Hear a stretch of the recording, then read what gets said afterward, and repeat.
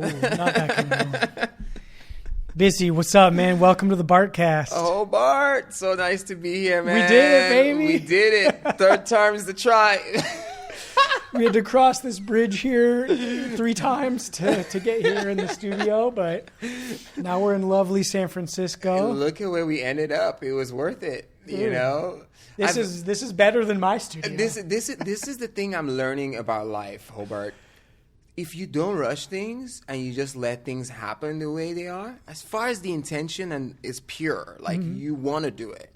But if the universe resists it, just go with it, because look at where we ended up, and this is pretty nice. It's pretty sweet. I'm not going to complain. In the words of Dr. Malcolm from Jurassic Park, okay, life finds a way. Yes. You know? I don't even remember that movie as much, but you seem like you've got a encyclopedic mind, which is great.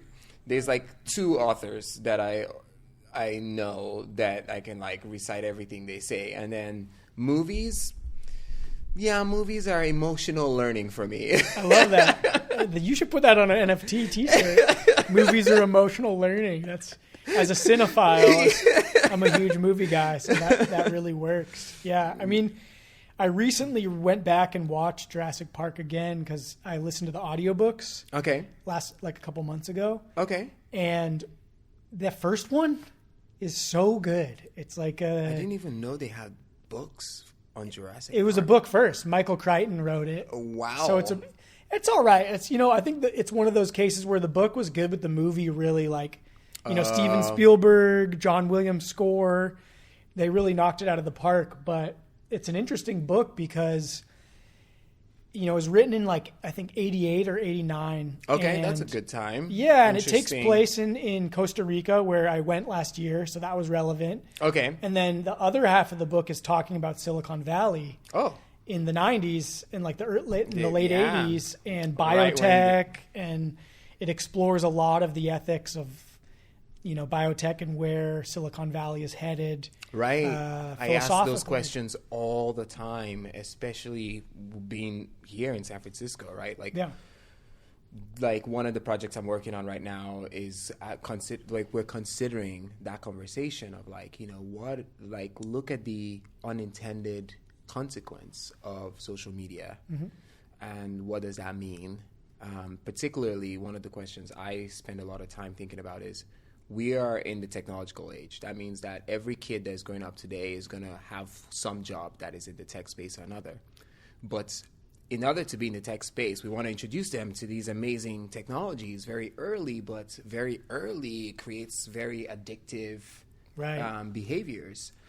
So where's the balance in continue to develop these apps and understanding what they do to our brains and our bodies and our social fabric, and how can we kind of design them better based on those observations. So I spent a lot of time thinking about that, and it's kind of interesting. Now maybe I should go read this book because I didn't know Jurassic Park was a book, to be honest. Man, it's sci-fi, which drew me in. Oh, it's like sci-fi. As soon as it's sci-fi, you're in. I'm a big sci-fi geek. Fantasy, sci-fi. I like to escape this world into another one. Oh, this is great. We can dream up many other worlds, man. That's the whole thing with Web3 and stuff. This is gonna be a great conversation. Yeah. But I get you. I think about that a lot, especially as a content creator like yourself. I'm always thinking about what is the footprint that I'm leaving by making my art in this digital space. And I look at these platforms like TikTok and even now with Instagram Reels, and I'm always asking, what is this doing to our attention span? Is that, I'm seeing more and more it's kind of a shortening of the attention span with a lot of people. Where I think we're pretty much like goldfish at this point. Yeah, right? and so based on the data.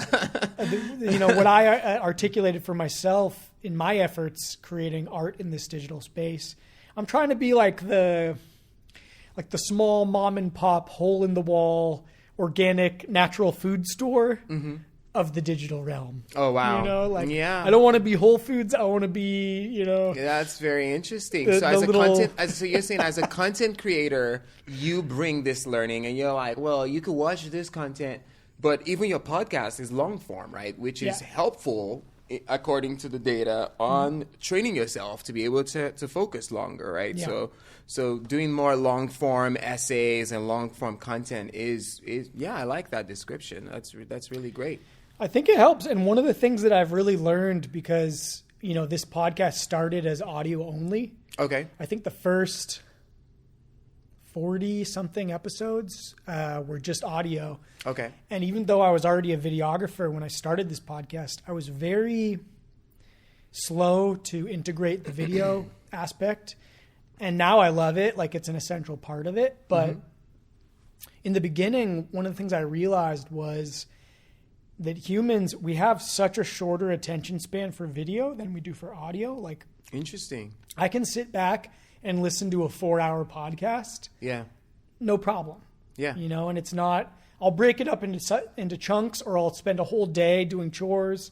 Yeah. But as soon as I'm watching something, my attention span shrinks. And I think that for a lot of people, I've noticed there is this difference in how you ingest content when it is purely in the audio realm versus when there's a video asset attached to it. So it's very interesting that's an interesting observation, because I do the same. I'm listening to books all the time. Like when I wake up, I go to the gym, I'm listening to books. I love KQED. I sometimes just listen to old plays of that. But I'd never paid attention to how my attention span is when I watch video. But now that you highlight it, I know that video seems to be something that I put on. Yeah. Like when I'm doing something else. It's like multitasking. It's like I'm watching video and doing something. So yes, in the way that you just pointed it out, it's like, that's interesting, because of course I miss snippets of it and maybe have to play it back. But it's just an interesting observation. Like, do you find that it's different when you because a lot of times for me, audio, I think one of the genius parts of podcasting growing up into a new art form of itself is the fact that it is almost by design something to be done while you're doing something else, right? Commuting has changed. Yeah. Indefinitely or, fundamentally. Yeah. Now that you can listen, you can put your mind essentially somewhere else. Yeah. While you're going through any potentially unpleasant experience, right? Yeah, that's I got to ride the train. I can send my brain out to a conversation 1,000 miles away, right? Yeah, it's so funny because I was just making that statement without observing the fact that I was saying that I do the same thing that I do while listening to audio, while doing video. Yeah, that's awesome, though. In the sense that, I'm at the gym listening to books. I'm driving listening to KQED.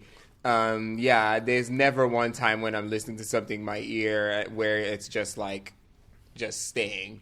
But I think maybe what triggered that subconscious mistake is that when I listened to this podcast called On Being by Krista Tippett, and On Being, she talks about how we are not good at being in conversation with each other, and that when people are and I'm going to tie it back to your point on video.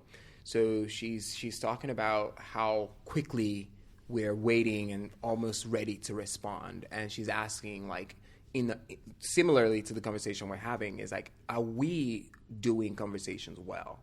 Are we listening to each other, right? And she really highlights listening as a big part of a conversation with humans. Yeah. And then she brings in this data of most of the time, the amount of time that it takes for people to respond doesn't align with if you're truly listening. If that's how quickly you would be responding, so that our conversations can be slower. So now that you say that, it's making me think that I notice that the moments in the movie where I get disconnected is moments where it doesn't feel like, again, I'm learning something about people's emotions.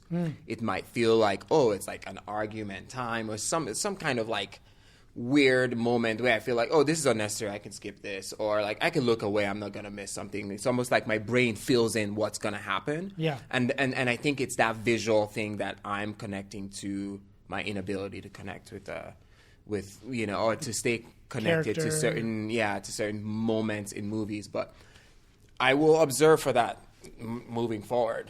I like to observe myself. We often, have positive bias. So like people think they're really better drivers than they are. Like, so I'm always very cautious about my positive bias. No, bro. I'm the best listener. The best. You're so good. You started a podcast about it. I feel you though. Like active listening is a skill unto itself. And, I studied communication. We both went to SF State. Yep. And that's almost on day one was, I remember my professor being like, most of communication is listening. If you actually want to communicate, so many of us fall into this subconscious state of forming our next idea while the other person's talking. I myself am guilty of it. Part of this podcast is a practice for me in listening, in communication, someone who's like kind of obsessed with it. Right. I even do it on the podcast where I'm like, oh, I got this great point, like preloaded. And meanwhile, the other person is like talking and giving me gold, Then I go back in the edit room and I'm looking at the conversation. I'm like, oh man, they had such a cool idea to explore, but I already had what I was going to say in mind. And I missed an opportunity there. And I think that for me, part of this art form is like a way to explore creating content, but it's also like I'm putting it out there to the viewers. Like everybody's seeing my mistakes. So it's one of the first things I noticed when I did this podcast. I had this episode where I talked like way too much. I was nervous. I didn't listen. And I'll tell you one thing, if there's one thing that'll make you like incredibly uncomfortable, it's putting out an episode where you're like taking up all the air in the room and it's like me, it's like, this is my podcast, but lesson learned. Yeah, right? It's a humbling thing. I can relate to that, when you're a recording artist, and I think that, it's the same, you're going down the same learning, right? Like as a recording artist, you start recording yourself little by little. You hear your voice, you're like, oh my God, this is what I sound like. And then there's that intimidation, some people never go back for another 4 years. Right. They're like, I can't do this. Because it's that, like this moment where you get to observe yourself and you can see everything. And it's even worse for you because while people are like listening to it and maybe they're like from the other eye, like your brother or your mom. They're like, oh, wow, you put a lot of effort into this. So they're not, but for you, you're seeing every mistake. You're seeing your mouth movements. You're just like not about it, right? But like you rightfully pointed out, it's like part of the learning.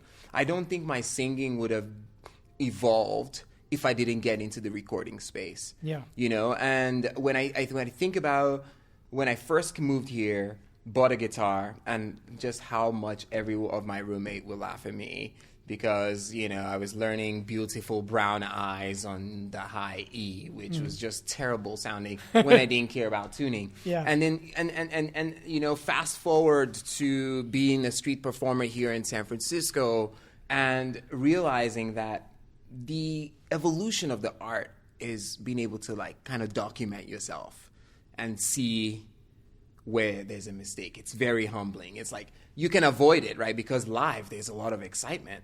But when you go to the recording, it's brutal. It's brutal. So, so like I think for artists, creators, when we come into this space of trying to put something out there, there's something really humbling about that. But it is the journey as a listener who's learning.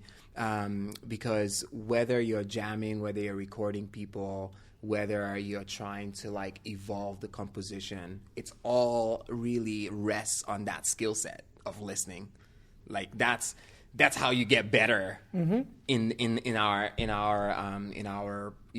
talent, in our creation. It's like it's really I think most things in life, but I think when it comes down to music and the arts or podcasting, movies, I think ultimately a good story is something that for both people, the person who's telling them, the person who's listening, transforms them and evolves the conversation. And all of that is about giving and receiving, right? But the receiving being the transformative piece. Like when I'm talking, I'm not receiving. Mm-hmm. It's when we're receiving that the transformation starts to happen. Right. And so we need to give space for that. Totally. Yeah. That's beautiful. Beautifully said. I think it's interesting as you were talking about that. It brought into my mind this phenomenon that I think exists, especially in music and, for artists with large, platforms or large fan bases. There's this phenomenon that happens where you have people listening to your art, to your creation.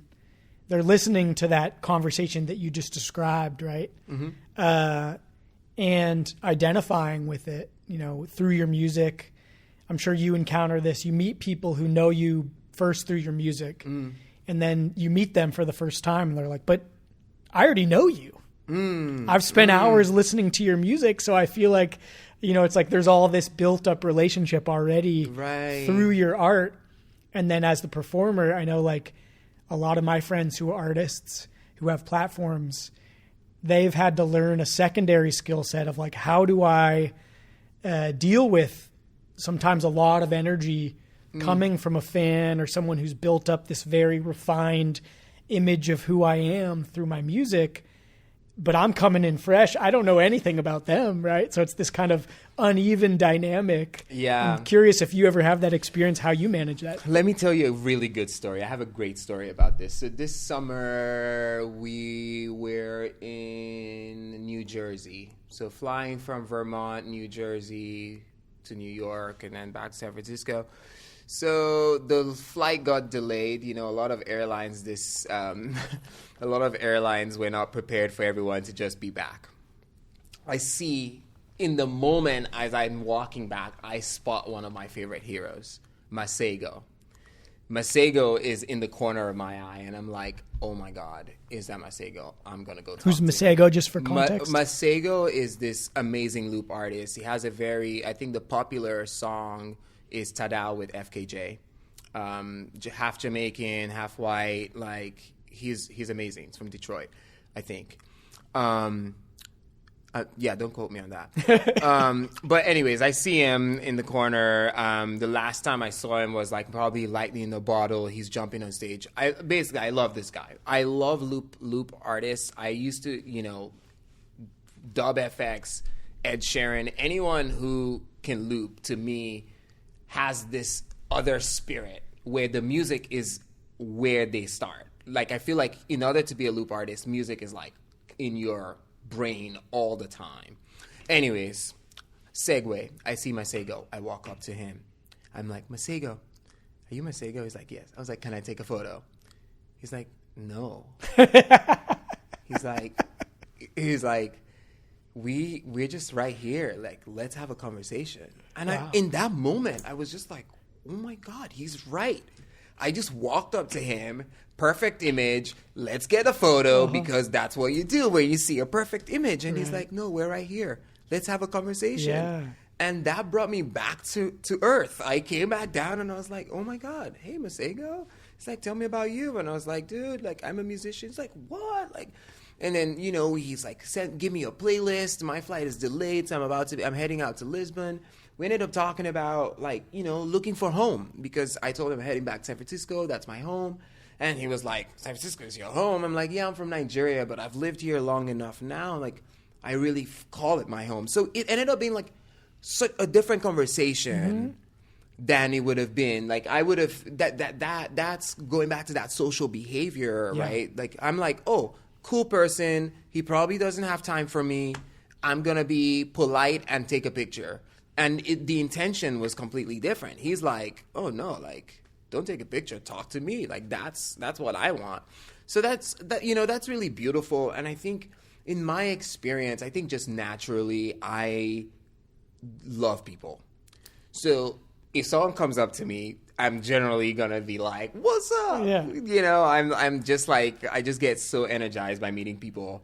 But one of the things that is really funny around some of the good friends that I know, they always tell me this. They say, sometimes just smiling and taking the picture is, like, good enough, And I can relate. Like, when I was doing touring, like, from Chicago, Boston, all the way to D.C., there's a piece of it where you're like, oh, like this person has come here with an intention, and you don't want to break that, right? Like it's like a kid in a candy store. You want them to just have that experience so that they can have it. You have this role as the big capital A artist to fulfill, right? Exactly. It's their movie. I've been cast, and I just play the role. Be their hero. Whatever it is. Like, I mean, I've had, like, sometimes when you're touring or not, like, one of the things that I would say I love about performing is if I can be prepared enough to just give of myself to where people can relate.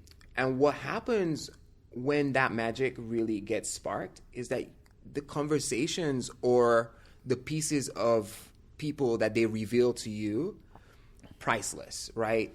So, like, I have a story of, I think we were performing, I want to say it was in Boston. My friend Brian Allison and I were doing the Sofa tour. We stop in Boston, we play the show, it was amazing, and we're just kind of like, let's just stop by another bar and, like, let's perform there. So we go there and we perform there. And it was clearly one of these places that, like, the best way to describe it is, like, there's not a lot of diversity there. Okay. And this was, somebody's first exposure to my kind of music, and they were really touched by it, and I told the story. It was my song Not Today. I recorded Not Today in New York when I found out in September that my grandfather died, and I, like, had this weird feeling in the beginning of the year that I needed to, like, connect with him, but I didn't. So I just, like, I had this song inspired by Wyclef as, like, if it was my last day on earth, I'll go back to where I came in, innocent and pure. Live life to the fullest, be where I want to be. So, I think that whole story and that performance touched this woman. And, like, as soon as I got off the stage, she just walked up to me and, like, she shared a similar story. She was like, I had this feeling about my grandfather dying. Yeah. And to me, that's where it gets so real, right? Because I'm just sharing what happened to me, and this person is like, oh, no, it happened to me as well. And that, like, when those moments happen, it's like, oh, like, this is beautiful. Like, I am so glad that I'm here today, because I don't know where you were with that, but now it's like I'm not alone and she's not alone and we're together. And I think that ultimately that's what human beings are craving, right? It's like we want to belong. We want to know that other people can feel what we feel. And I think artists are the ones who are putting this out in the world. We're like, here's how I feel all the time. Yeah. And so feel through how I feel. Yeah. So it's like it's that feeling of, like, I'm completely inspired by artists like yourself who constantly putting yourself out there, because that's what it comes down to. Is like, it's not rehearsed when you start to put yourself out there all the time. It becomes who you are. And I think the people who are really amazing at it just, they've learned to peel all the layers, and they just show up, and they can just be that. They can just be right there and really connect to people and have the balance. But I think it's all experience. Experience is the true giver of that wisdom, I think. The true teacher. I mean, that's what I love about, this quote unquote new media environment that has grown up. Okay. Podcasts, content creators, this democratization of content. Yeah.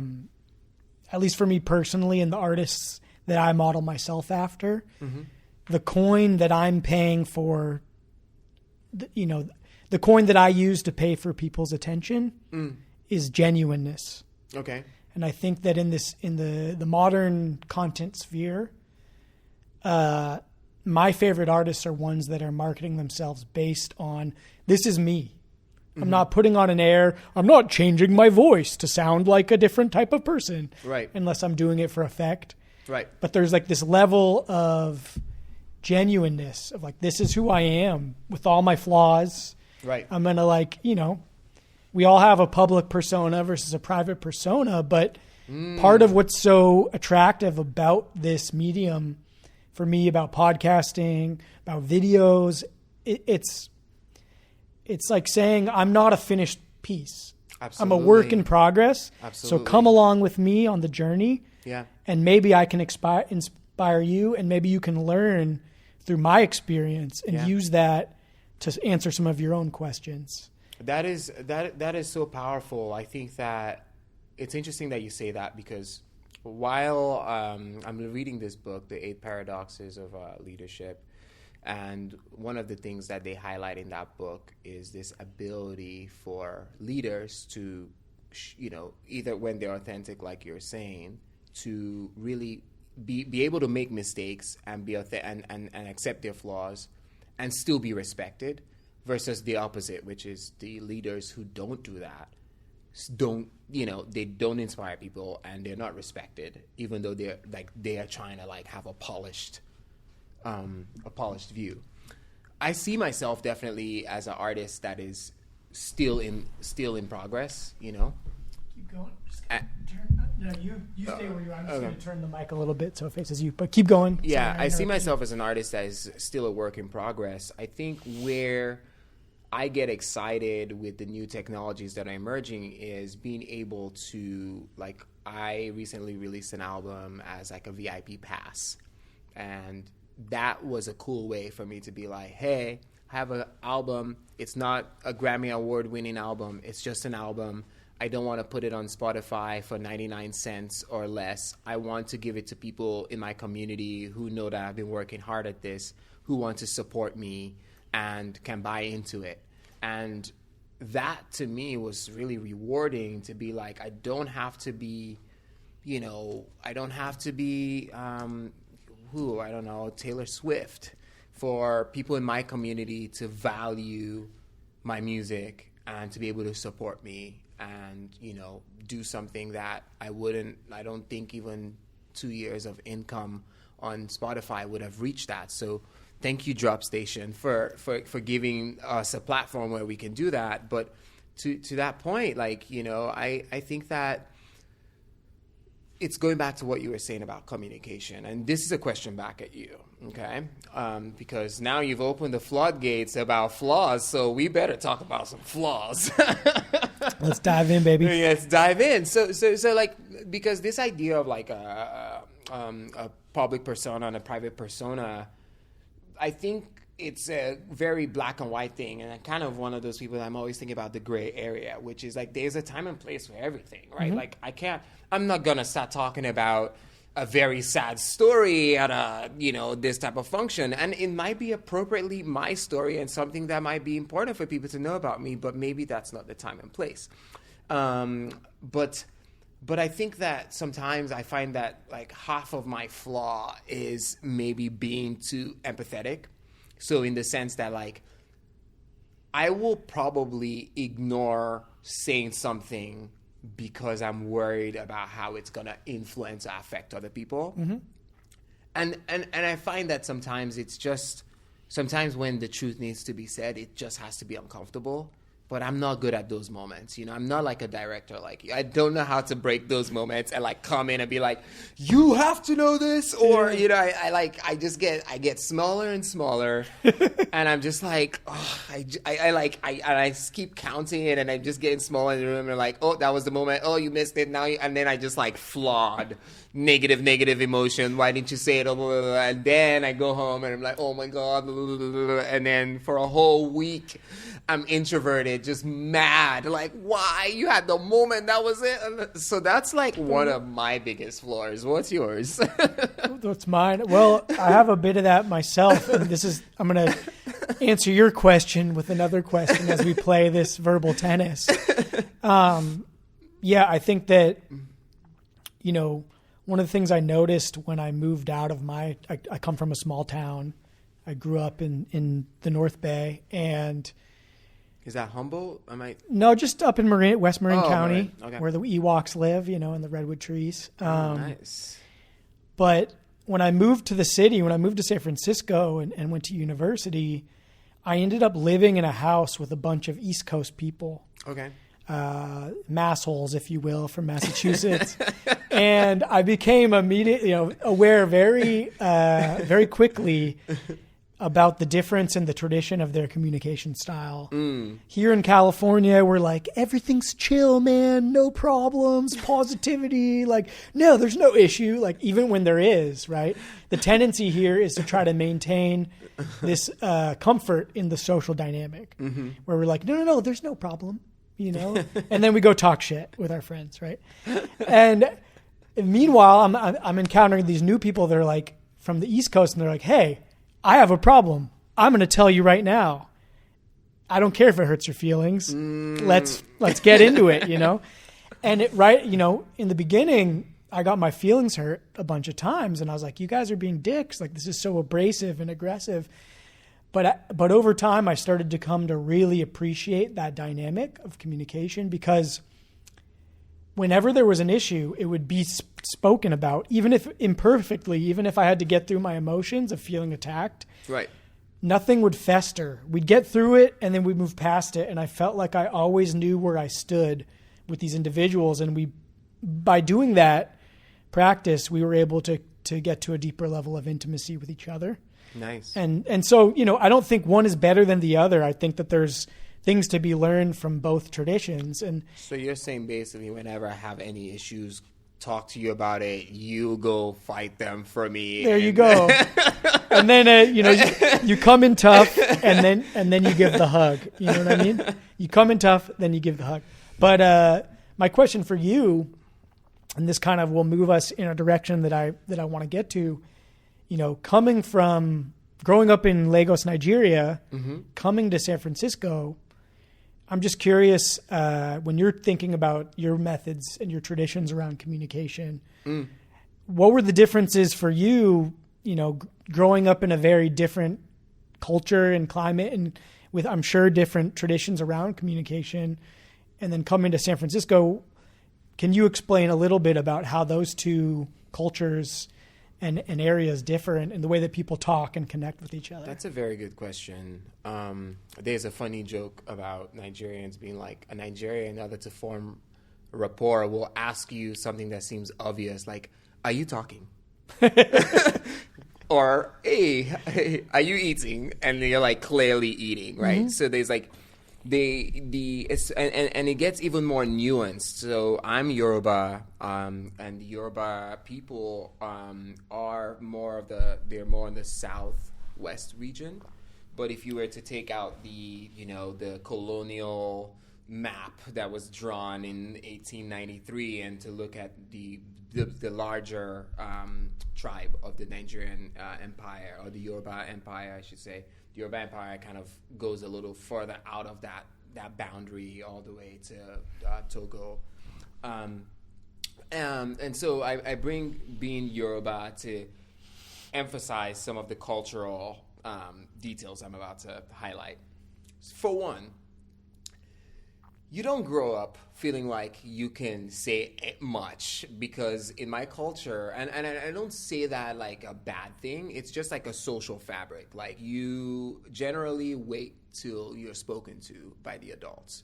And, when adults are speaking, the kids are not usually in the room, And I think that there's something there when you're thinking about how you develop social cues around, conversations and things like that. And all of those things won't become apparent to me until I move here, where you can see where it's done differently. And you're like, oh, it's like one of the bosses I first had when I first moved here. He will always ask me all these questions. And like for a very long time, I wasn't sure if he was actually wanting me to answer, like, because they're like rhetorical questions. So like when you do something in my household that maybe my mom or my dad doesn't approve of, they will ask you a question, but similar to them saying, are you eating? It's like, you don't answer it, right? You're just like, oh, I'm sorry. Seems like whatever I did has upset you, so I'm just going to be quiet until you're done, and then I will go off, and hopefully I can escape this interaction with no blows. And so, we grew up around that. And so I think that ultimately, when I'm thinking about even that the flow I was just sharing, right? It's like, generally, I'm just trying to keep the peace.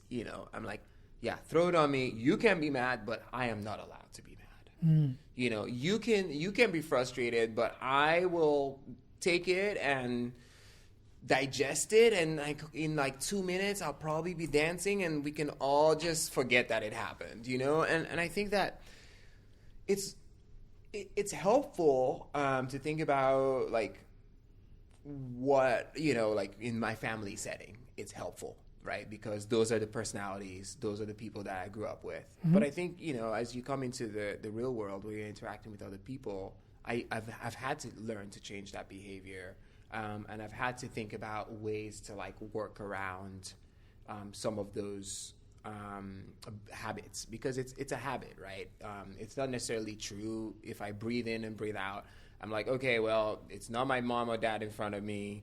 It's not, you know, it's not somebody from my Yoruba culture who would like translate what I say as being rude, right? Because that's also an element of it, which is like, if you talk back, you're being rude. If you question the authority figure, you're being rude. So there's really there's very little room for a fair and equitable conversation from a cultural perspective. So even that now, right? Like even now that I've learned the difference, going back home, I found that, like, you know, my dad clearly is like, you're a man now, so we can have conversations. And it surprises me sometimes. I'm like, oh, wow, he's going in. Like, tell me, you know. But I find that my mom is the opposite. She doesn't want that reaction, you know. She's very, you know, she really expects me to be her boy. And like, she's like, I did so much for you, like, you know. And so again, even just between my parents and where I am now, I still have to play that game of constantly trying to tune to who I can talk to in this way. And it's something that is developing, but maybe that's what it is. It's like we're constantly having to evolve our way of communicating, but it completely influences my way of interacting, and even sometimes the way that I understand things, right? Like me in a social party is like, I can always remember when I was like 15, or basically any party that we had in our house, we were the hand. So you're not chilling. You're like making everybody comfortable. You're right. The host role. Yeah. You're just like, you good, everything, you know, you're just, so even today, it's very hard, like for me to just like sit in one place and be like at a social thing and just like stay here and really be calm. Like my brain is just like looking, what could go wrong, what could be better. And it's just something. That's my job. It's just innate, you know, it's just innate. Yeah. So like the culture in Nigeria, even though we're very exposed to the West, I think it forces us to continue to remain like as that identity, because in a way, even when I was coming here, it was told to me like, don't go there and lose your values. So the first thing that somebody who's Yoruba, as soon as they see me, you know what I'm going to do? I'm going to go back to those values. I'm going to prostrate to them. I'm going to let them know that, like, Omo Yoruba ni mi, you know, I'm still going to let them know, like, I didn't lose it, because that's the expectation. And sometimes the expectation is more important than, you know, like, I'm an accomplished whatever. You know, I can't come at them with that ever. Right. So, like, the identity and these nuances of culture continue to be at play. Don't forget where you came from. You know. Yeah. So I hope that gives you some insight. Yeah. Into some of the ways that I've had to deal with that. Yeah, it's interesting. I mean, thank you first for sharing that piece with me. I've been thinking a lot lately about tradition and the value of tradition, especially living in a country where we have such a melting pot of cultures. And especially in this current era that we're living in, where culture's changing faster than we can almost keep pace with.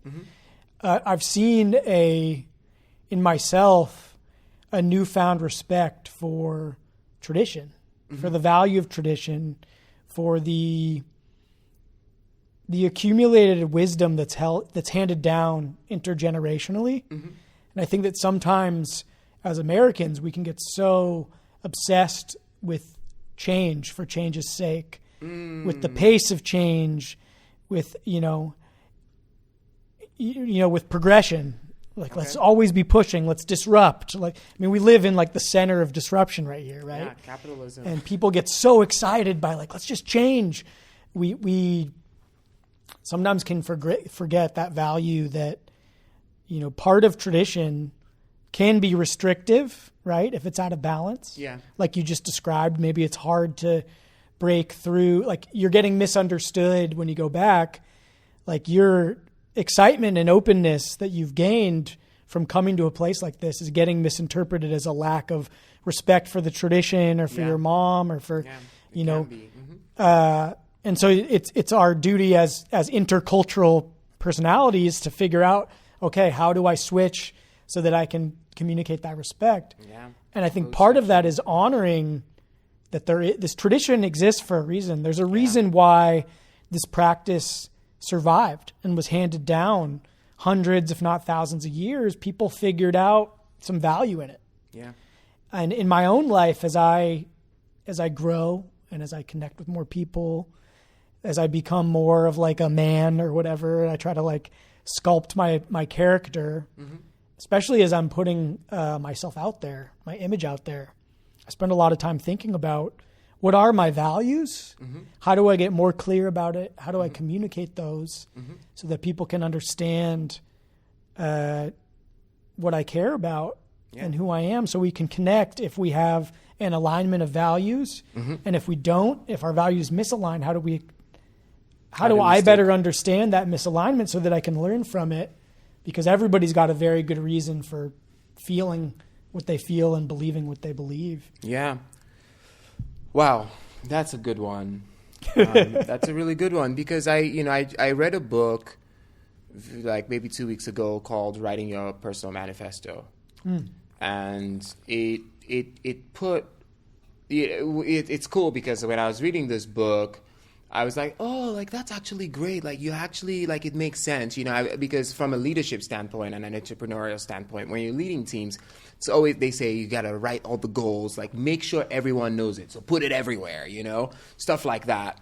And you're like, okay, why, right? Why? But it's for what you just said, like there's alignment. Like every day when I wake up and I see this manifesto that I write about myself, like Bisi is this, like it's gonna like focus me. Right? It's like you could wake up, but you go through your manifesto and you put it out there. Even if you just put it out, like people will see it and then it will resonate with you, right? Like as an artist, that's what we're doing. Put out a song. If you feel the same, it resonates with you. But then I this new book that I'm reading about the 8 paradoxes of leadership highlights it in such an interesting way. He went through the cycle of our generations as, you know, back in the day we had auditory, like I'll tell you a story, like this is how we pass knowledge down. Yeah. And then we moved to where it was like a little bit with more technology, so people are building tools. And then now it's like more about your morals, right? He's saying that like the future is like, you know, like we were talking about in the beginning, which is, do we want to just keep producing and having all these unintended consequences? Or are we going to become aware that we are the consciousness of the universe, right? So when we think about brands today, what are they doing? We're becoming more aware of the type of things that we want to produce or not. We want to use this versus this. This product is more sustainable versus this product. So the power of the manifesto is become even more, like it's reinforced in my brain now, which is in order to do anything, you want to be bringing so much intentionality into it, right? You want to be clearly looking for alignment and misalignment and solving for that, because that's how we're probably going to get to coexistence. That's probably how we're going to solve some of these problems that feel impossible to solve.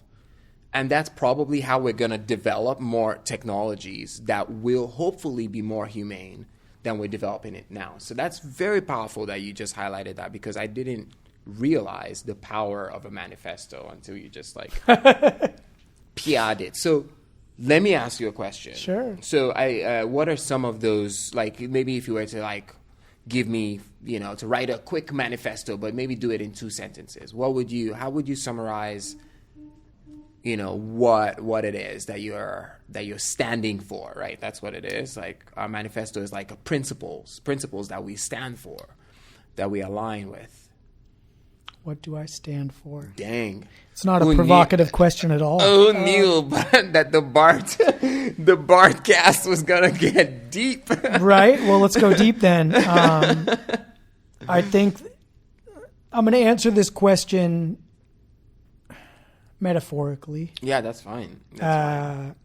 But with a story, okay? Oh, that's always better. So this August... and then I'll try to get specific on the back end. So there is a point coming, all of you guys out there. I promise. Yeah, just wait. It's like Bart, so calm down. Exactly. Yeah, don't have a cow man. So this summer in August, my brother and I took a trip to Guatemala. Okay. I've been traveling for the last 4 years. I've gone to 4 different Spanish-speaking countries, working on my language. And this was the first time that I brought my brother with me. Okay. I had to convince him. He was scared. He's never left the Bay. I mean, he's left the Bay, but not in a long time. Okay. And I was trying to shake him loose out of some of the practices because I saw him suffering. Okay. We come, without going too deep into it, but me and my brother we grew up in a broken home, and there was a lot of trauma, and, it was an abusive situation. And so a lot of our adult lives, as we've reached into being these public artists and trying to figure out what it means to be a man, has come from, we've had to look at that trauma. And so this trip was an opportunity for us to not only to bond, but also a big part of me for travel, why I travel. It's like this spiritual quest that I'm on. Part of that is looking at my own pain and my trauma. And I've gotten in the last couple years really into, I almost call it it's like healing tourism, if you will. Like I seek out these healing centers around the world that are these holistic places where you have healers that are congregating from a variety of traditions and backgrounds. And then I go and I'm like, hey, you guys are all artists and your art is healing. I'm your canvas. Heal me, baby. I'm ready. I'm diving in. And I've had amazing results. So I wanted to bring my brother along with me this time.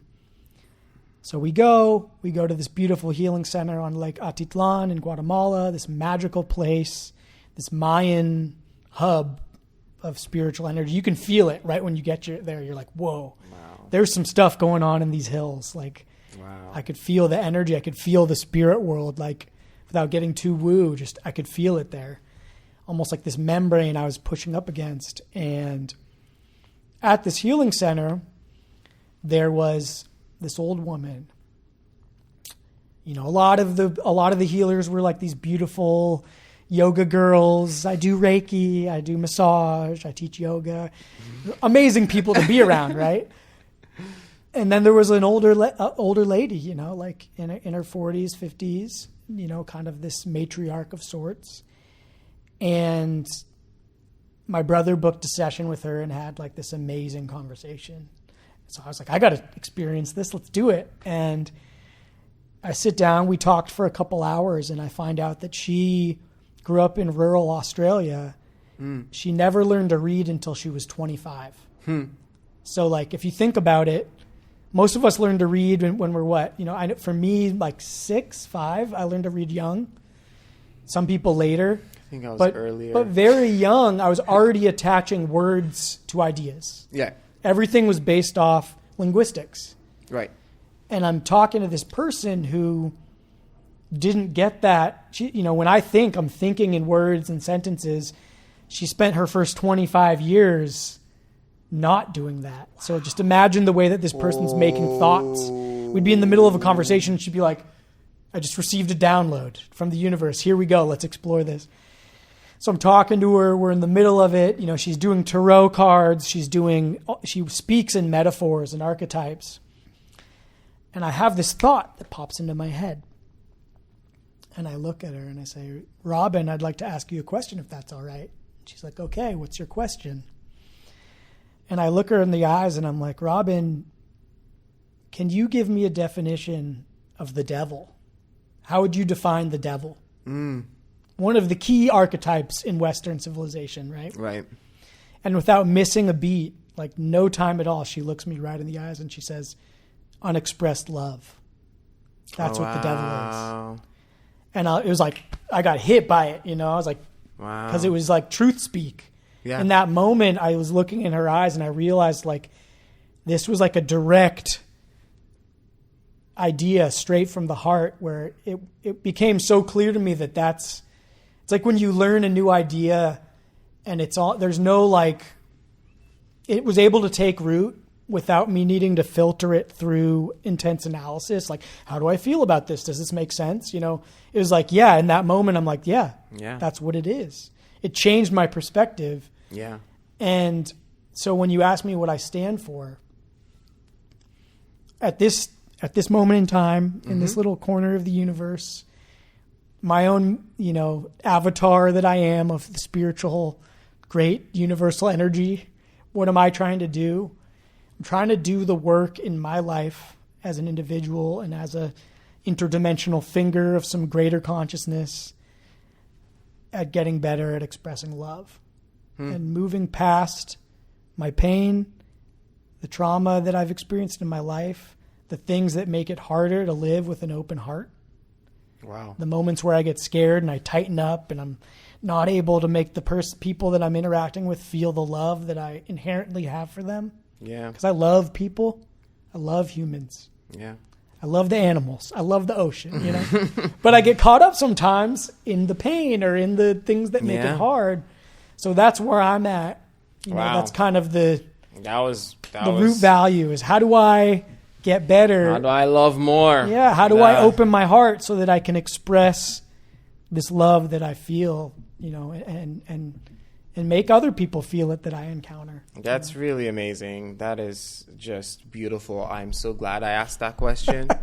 It's one of those things, you know, because now that you say that, I know, like, no, I love you. Like, I can say I love you on a podcast because you too, we are so aligned, right? That is the power of a manifesto, right? Like, that is something that you are working on. That is something that engages your core. It is true for you, and it is amazing. So thank you for sharing that.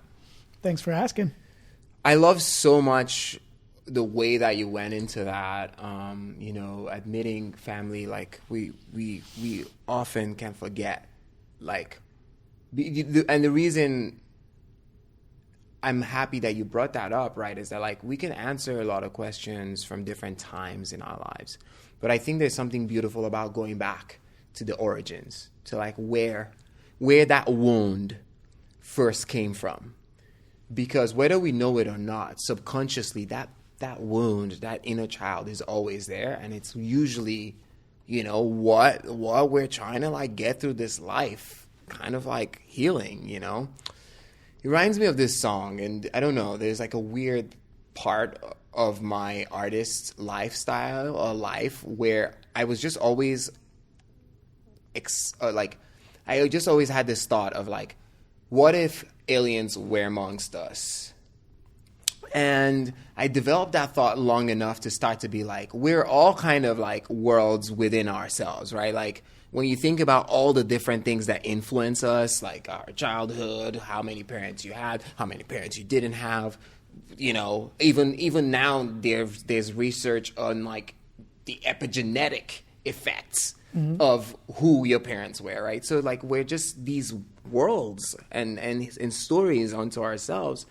But anyways, I wrote this song, so I'm going to sing it to you because you've been using this word a lot today, and it's basically brought this song to my mind. And I have not sang this song in many years. Hit me, baby. Can you just imagine about to stroke an A minor or something? I'm from outer space. On a journey I land on Earth. I took a human form. Thought no one will ask. Now I'm trying to understand what it is to be a man. Now I'm trying to understand what it is to be a man. There's like a verse 1 and dude, that's you just articulated what I'm trying to do in my life, man. I'm trying to understand what it is to be a man. You nailed it. You hit the nail on the... Is that one of your songs? Yeah, it was never recorded. Well, it probably was recorded and it's on SoundCloud, but never released. It just was like kind of... Because I kind of have this campfire aspect of my artist expression where I'm just like freestyling on the guitar and making songs up. But yeah, I think that maybe men don't talk about that journey as much of like us trying to develop to be a man. So I also just want to acknowledge that I'm really humbled by how much you've brought in this this perspective that we're constantly a work in progress and that we're working towards, like we're never done, right? And I like that perspective because I find that a lot of times people want you to express as though you never make another mistake in your life, right? and I'm always very worried about that because I'm just like, dude, I'm probably gonna like make another mistake today, several actually. So no, that's a great story. But that's part of, I think part of what you just said, like part of where the confusion comes with us as men trying to understand that what is masculinity, right? Mm-hmm. I think the question, the analysis, the breaking it down is a feminine practice. Like the feminine is the creative, right? Is the digestion of it. And for me, what I've kind of come to learn about this process, one of the things that makes it so hard and confusing about trying to understand what it means to be a man is that it's not something that other people can tell you. The masculine urge is to define it for yourself, right? And that's what older men, when you get into a group of other men who have done it, one of the things that they all tell you is like, no, you got to define it yourself. No one else can tell you what it means to be a man. You have to tell the world what it is to be a man, right? Like what it is to be your man. Yeah, we get confused, we get nervous, like, I don't know, can you tell me what it is? but it really is, it's the journey of, being the boy and your tribe says, hey, here's a spear. You have to go, hunt the cat. The jaguar's out there. Right. I can't tell you how to kill the jaguar, but we need to eat. You got to go out there and you got to figure it out, and you got to go through that process of taking a life and of looking it in the eyes and respecting the spirit, and then you got to bring it back, and you'll be celebrated, but nobody else can do this. You have to figure that out for yourself. The rite of passage. I feel. Can we pause? Sure. And we're back. All right. So, Bisi. What's up? We've climbed the mountain. We've danced among the cosmos. We've dove into the depths that is the pool of our ancestors. This is true. And, about an hour in, I think now is a good time, that we introduce you to the audience. Bisi, the man, the legend. Your audience, which is much larger than mine, knows who you are, but for my smaller audience, and for those out there that have not heard this yet, can you please just, for me, give me a picture of when you think about yourself as an artist and as an individual, how do you define what it is that you offer into the universe? What is this mission that you're on? How do you describe your art to people? Let's dive in. Yeah, thank you. I mean, I am no legend. I stand on the shoulders of a lot of people who I would describe as such. I've always considered myself a bringer of joy. I've always thought about capturing music. I think music came to me because at the time I didn't have a lot of words.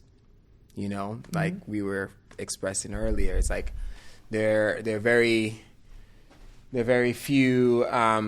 It was very hard to emote back in the day. So I wrote poetry and luckily, I found...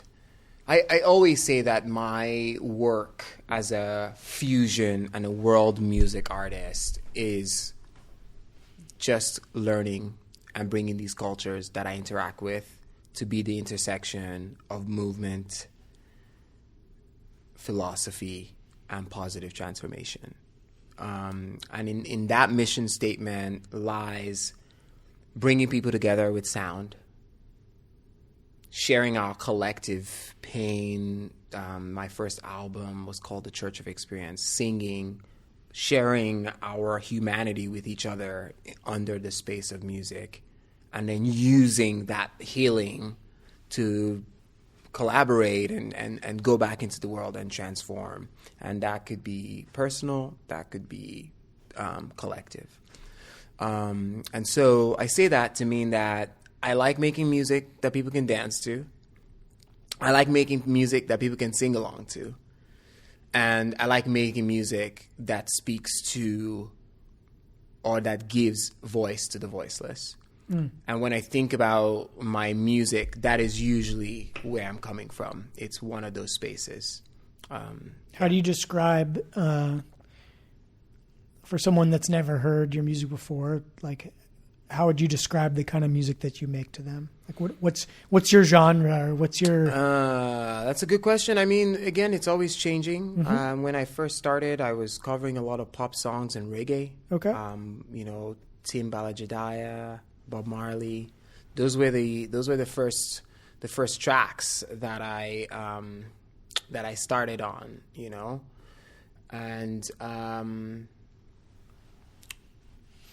and then over the years, I learned more guitar, and I met other people who were really amazing guitarists who helped me improve my skills. And I did more compositions in the rock and roll area with my bandmate Joshua Smith, and that project was called Bisi and the Moonwalker, and it was like a very huge range of fusion. And once I peeled back out to be on my own again, it started to get more into the direction of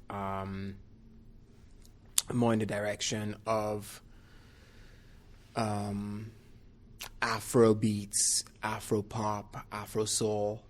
And in working with Gavin Hardkiss, we were able to really come away with that. And that just started to feel better for me as an artist, because I loved touring So Far Sound and telling people the story, but what started happening was that I was always looking to be the last person to perform so I can get people to like stand up and dance. Mm-hmm. And I think that dancing and people just pouring themselves into the music is a better complement, because I can just see it, right? I can just see them lost in it. And so that's where I'm at right now.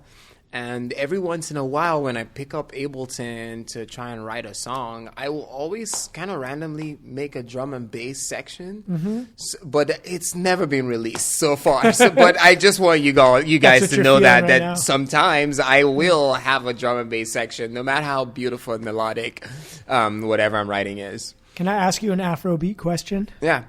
So I came into Afrobeat via Fela Kuti. Okay, yeah, that is correct. That is Afrobeat. Mm-hmm. Where I'm sure as like a Nigerian musician, you get people hear you're from Nigeria. At least myself, like I think of Fela. He's like such a big artist, right? I love Fela Kuti. I'm curious because when I hear that term in the contemporary scene, it's a lot different of a sound. Yeah, absolutely. It's kind of less of a rootsy thing and more of an electronic thing. Absolutely. And when did that shift happen, or in your understanding, like, what was that?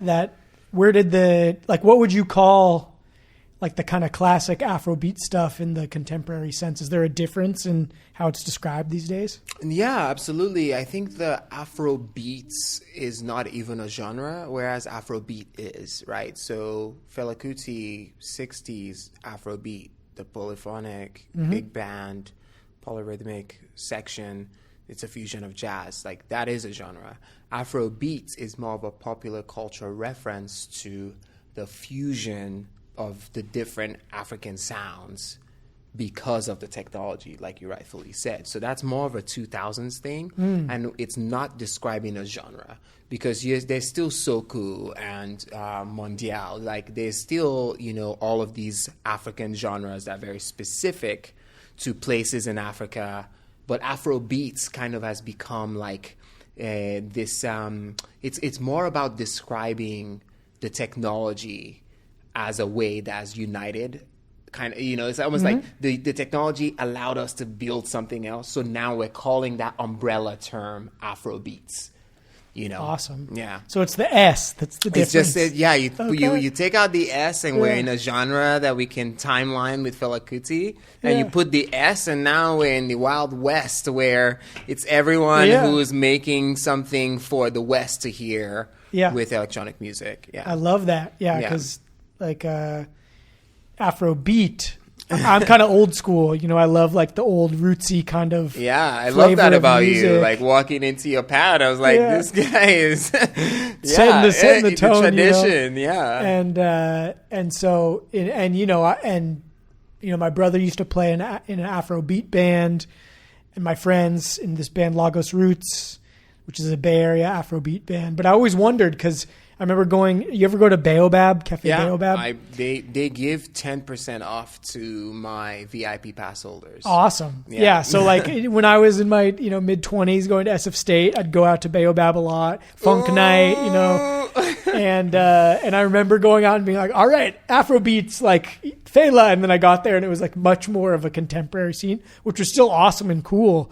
But I was always wondering, like, just so I can be more precise in my language, when one becomes the other. No, it's a very valid question. And I think, I know the answer because I also had to look it up, right? Because I was like, this is weird. Why are we using the same word? Like, can't we be more creative? Hell yeah. And it's one of those things where, it just became popular culture. And so now it's after the fact, right? So we're defining it after the fact. Hell yeah, dude. Yeah. Well, Bisi, dude, thanks so much for coming on my show. I am so really excited. Appreciate it. This was amazing. This is one of my favorite episodes I've done. I'm telling you, you said something before we started. You're like, I'm creating a space for magic to happen. And I think it just like you brought up a lot of insight, and you shared yourself, which I think often doing these types of podcasts, you don't get,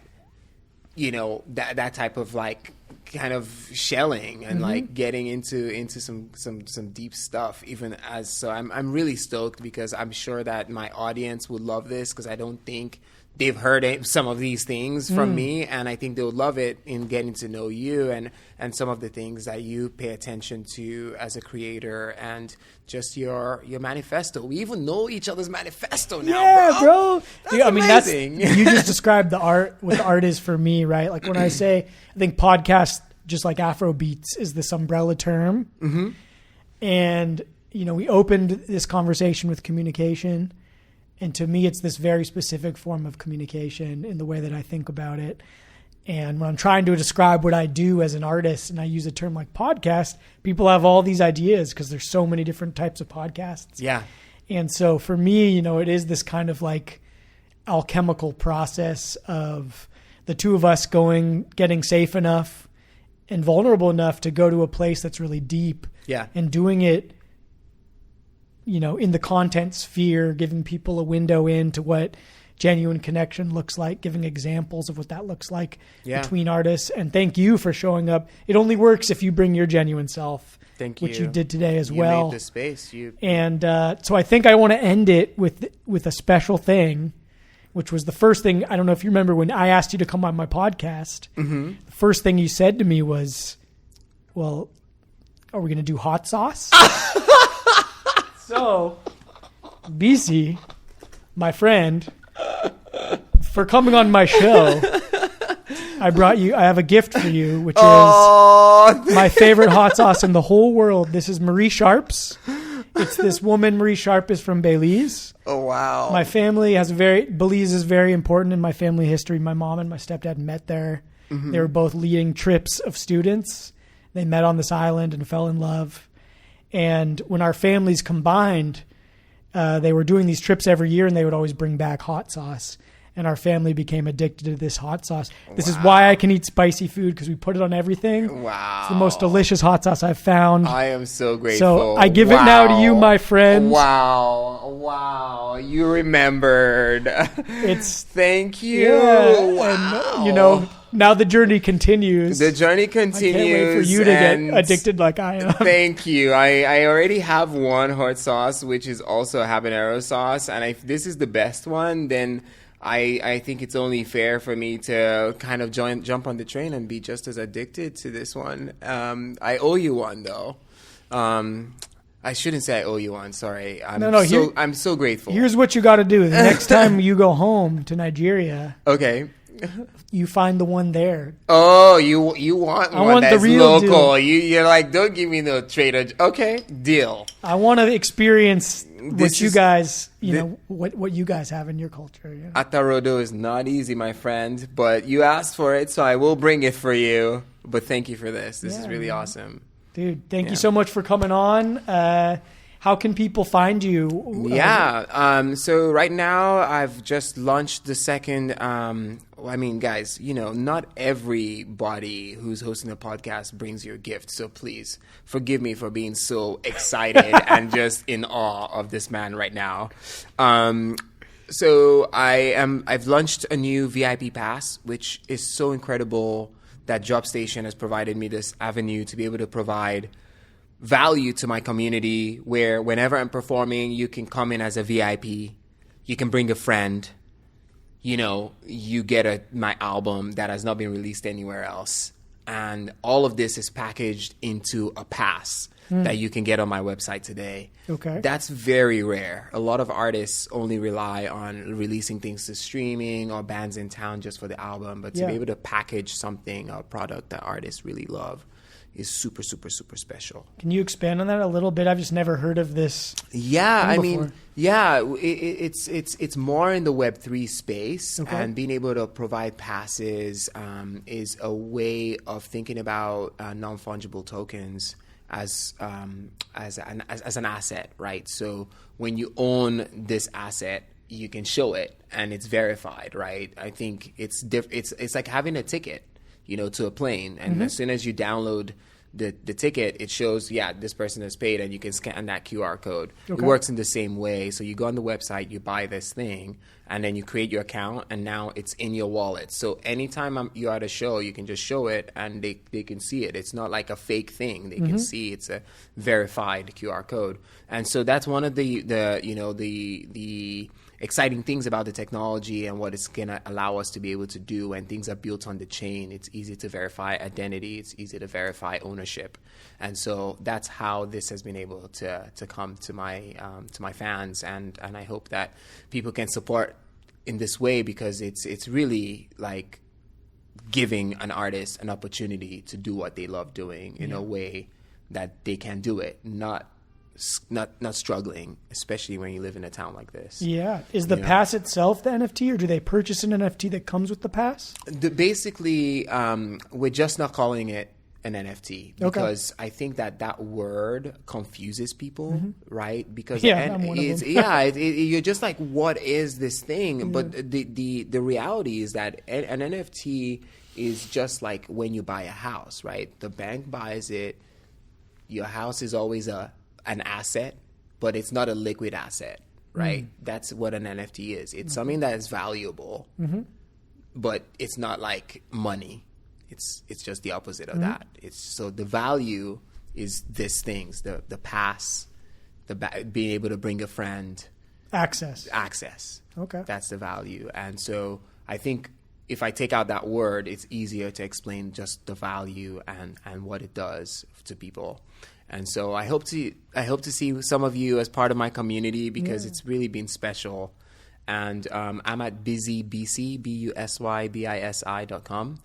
And if you find me on social media, Instagram is the one I use the most, BISIMUSIC, Bisi Music. I kind of do a lot of my community engagement on there, and I've got some subscribers where I focus on kind of artist development stuff. So I try to give artists some tools that I've learned from my years of going to the DIY music conference by CD Baby. And then I have a platform that I use to communicate with my pass holders, which they get access to a few very private events through the year. Awesome. Yeah. And that's all through your website? All through my website. I'm on all the platforms, so you can check it out too at BISI and on all the platforms. But if you go to my website, yeah. One of the things I love about this art is, I feel like doing a podcast with someone is a great way to start and build a friendship. Yeah.